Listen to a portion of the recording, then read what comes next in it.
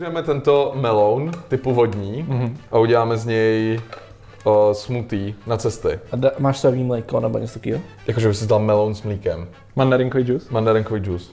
To nevím, jestli je dobrá kombinace. Uvidíme. Tak to kámo, ti z toho přepne. Jak by řekli Slováci, odjebe ti dekel. Ten závit je špatný. Je úplně na píču, no. Kámo, ten závit je hrozný. A když se to předtím zadělali? No, ale jak víš, že to bylo jakoby sealed? No, pojistka.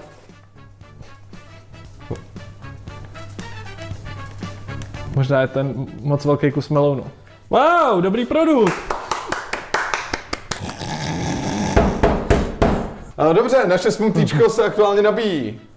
Tak jo, co tam máme za další produkt? Druhý smoothie maker.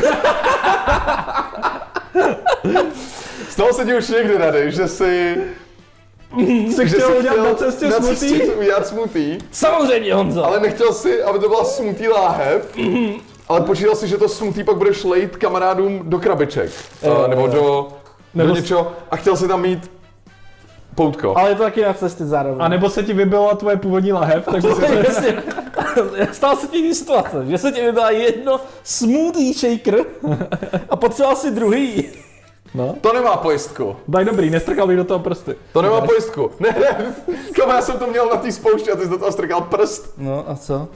Rád, že je na hraně. Druhý pokus. Nyní bych rád zvolil maliny. Já bych udělal lesní ovoce banán. Počkej! Ne, melon, lesní ovoce banán! Ne, melon, ne! Chci lesní ovoce, to je který?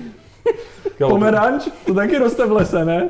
Ale nechceš je rozříznout třeba na 3 kousky, já se bojím, že se to nerozmixuje. Kamo, ty nevíš, jak funguje. Máš doma mixér? Jo, ale tohle je, vole, miniaturní čínský mixér na baterku. Víš, jak fungují mixéry, Tomáši? Ty si to srovnáváš s mixérem, vole, normálně do zásuvky, to je rozdíl. A pevně tam ještě.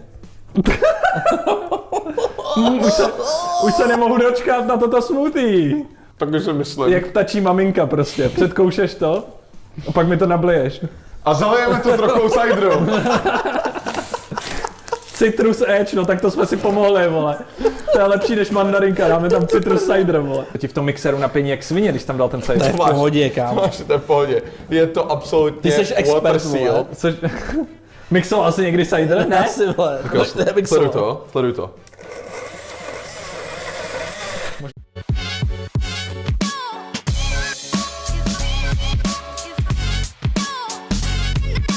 Získaj 100 free spinov iba za registráciu v najlepšom online kasíne Slowmatic.